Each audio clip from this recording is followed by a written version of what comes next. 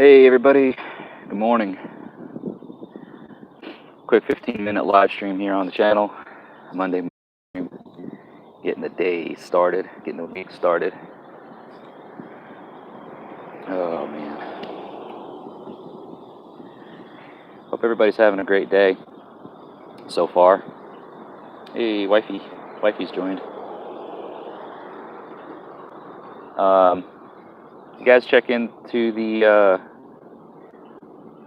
yesterday on Facebook or got to see the video from last night's discussion? Let me know what you guys thought of that on the subject of the use of blood in ritual and stuff like that. So I'm just out here on my lunch break today, enjoying the day. It's actually a pretty nice day out here. So wherever it is you are, I hope you're enjoying today as well.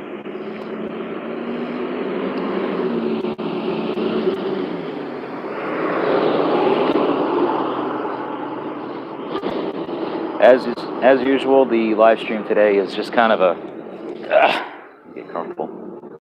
Try to get comfortable. It's just kind of a open discussion, Q&A. Want to talk about anything and everything that you may be so inclined or interested in discussing. So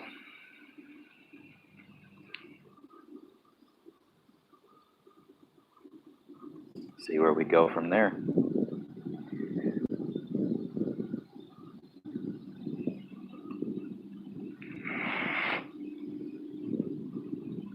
Appreciate everybody's support with the channel too, by the way. I don't I don't say it enough. I don't think, at least I don't think I say it enough. Maybe I do, but hey from Chicago, what's going on there?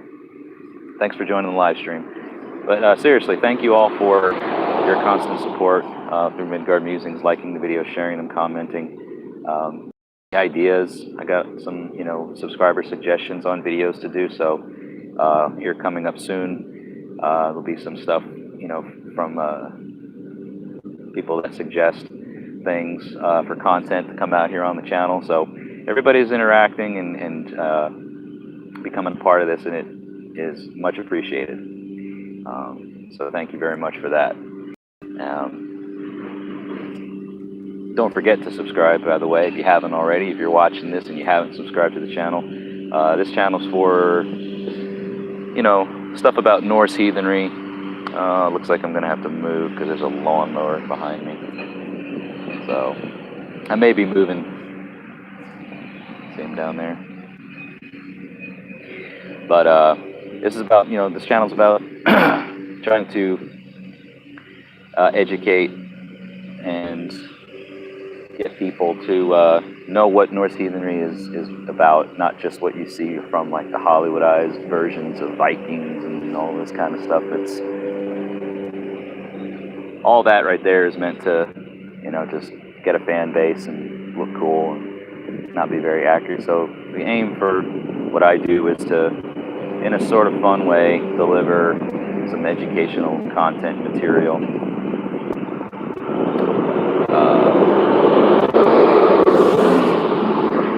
Sorry about that. Do I know anything about hallucinogens used by shamans in the old days? I mean, I know that there's certain roots and certain things that existed in the indigenous areas that can be surmised that they were used as a hallucinogens. Getting into like the trance states and using those natural aids, whatever they were. I know that those things existed, so it's very probable that they were used to, enter a hallucinogenic state.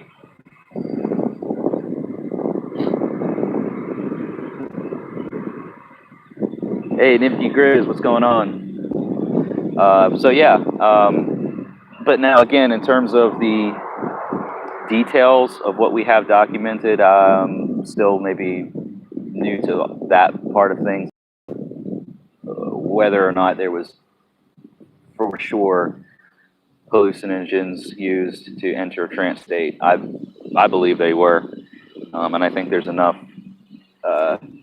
historical evidence that would suggest that the things that existed would probably not be used for anything other than that type of stuff. So, I appreciate the question. So you need a guide if you're going to use those. Yeah, you definitely don't want to just be going all willy-nilly out there, traveling in a trance state without having some sort of, like he said, guide or training. So you've heard from different sources that steering under a certain tree gave off certain gas to help them in a trance state. That's possible, yes.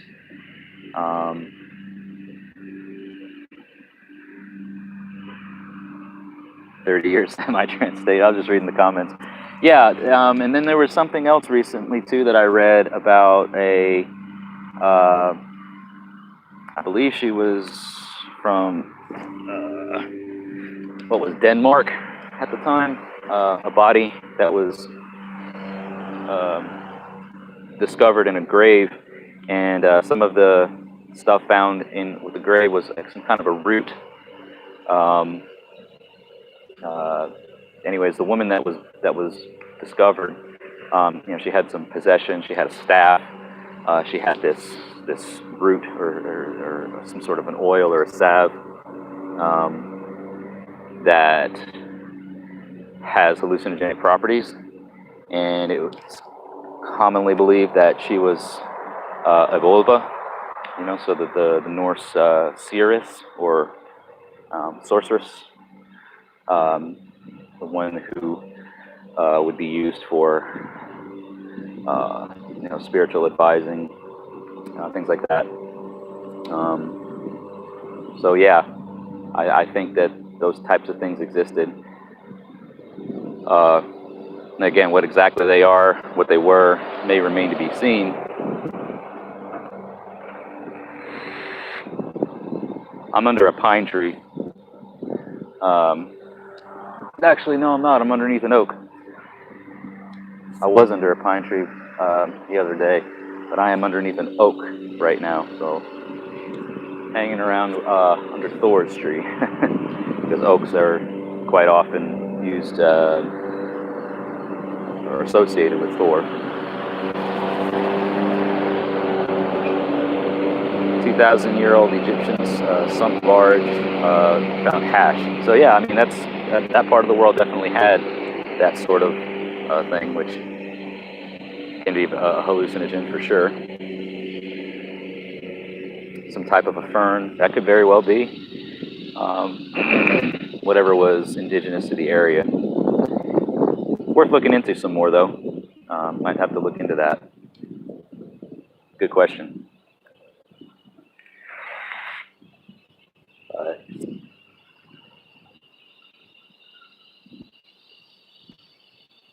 Let's see here.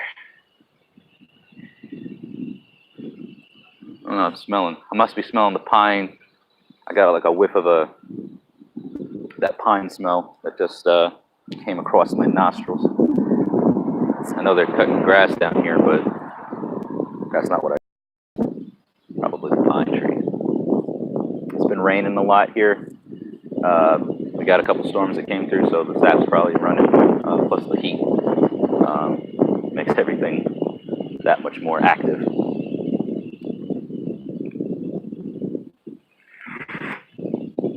How well you plunge in will determine how your journey will go. Yeah. I have not ever worked with or tried to enter a trance state. It's not something that I've felt too comfortable with doing, at least as of right now. But I have used other substances to kind of get into an altered state of mind to speak with the sacred. And while I cannot say for sure that I've traveled the realms, I have definitely felt and experienced things in an altered state when it comes to the sacred. So. Galdering, the runes. I have Galder I have used Galder with the runes, and I have Galdered the runes in certain rituals, not on a very regular basis, but I do, and I have done it. So it's kind of infrequently. I don't make it like a weekly practice or a scheduled practice. It's just kind of, if it works, if it's for the type of thing that I'm trying to accomplish with my rune work, then yes. Especially if it's like a specific thing that I'm trying to tap into with the runes.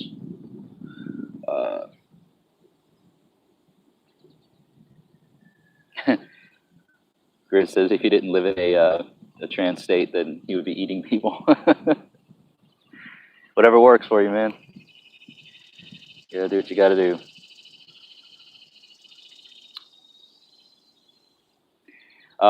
So explaining. So Galder is like when you chant the runes kind of repeatedly.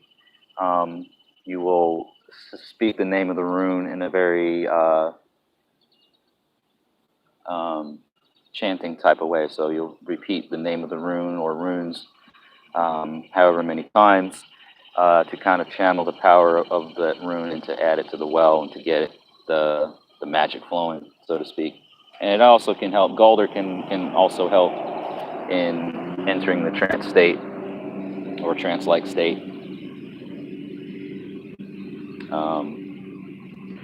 Fancy way of saying speaking in tongues. I mean, maybe some parts of it that I haven't learned or used. But the Galder is basically just a chant, and to kind of get you into that altered state of mind to enter a trance state. So that's what that's talking about when we say Galder. It's definitely part of shamanic workings. You can do that. You can Galder. You can, like, a lot of people will with a drum or a stick on wood or something, they'll tap, kind of create like a rhythm. That also helps. Hello and greetings. Can't see your username there, but thank you for joining the live stream. Talking a little bit right now about Galder rune work. I think I'm going to have to move right now because the guy here is trying to cut the yard. And he's getting closer and closer. Let me walk down here a little bit.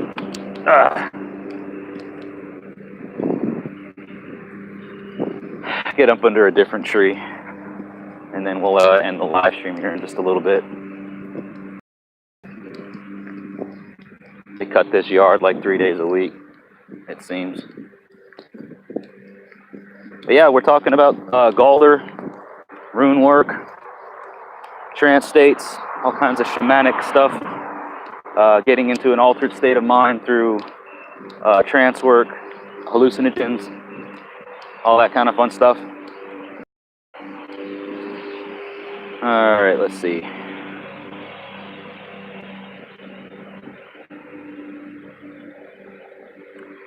Mjolnir, yeah. The ancient languages have not been held in thousands of years. Yeah, right. There's like Old English, Old Norse, Proto-Germanic, some of these dead languages, if you will, that are used for ritual purposes or in ritual work, but not necessarily used as a very common language for speaking regularly in. So anyway, I'm underneath another oak tree, a bigger one. Look at this guy.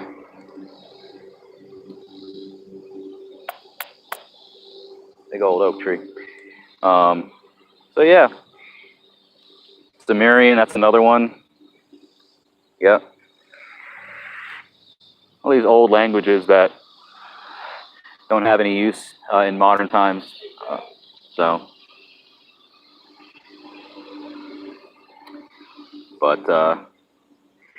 Yeah. All right, folks. Well, I think that does it for me today. I'm gonna get back to a quieter area. This would be a whole lot better if the landscapers weren't out today, but they got a job to do, and I'm gonna just kind of let them do their thing. Little Willie down there. He's going crazy.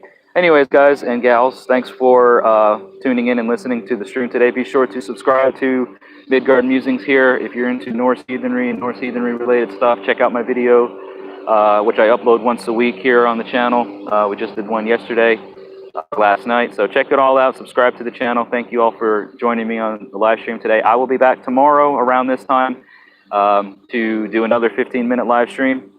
So if you're around and want to join in for another discussion, I'll be here. So thank you all for your continued and ongoing support. Hail. We'll see you soon.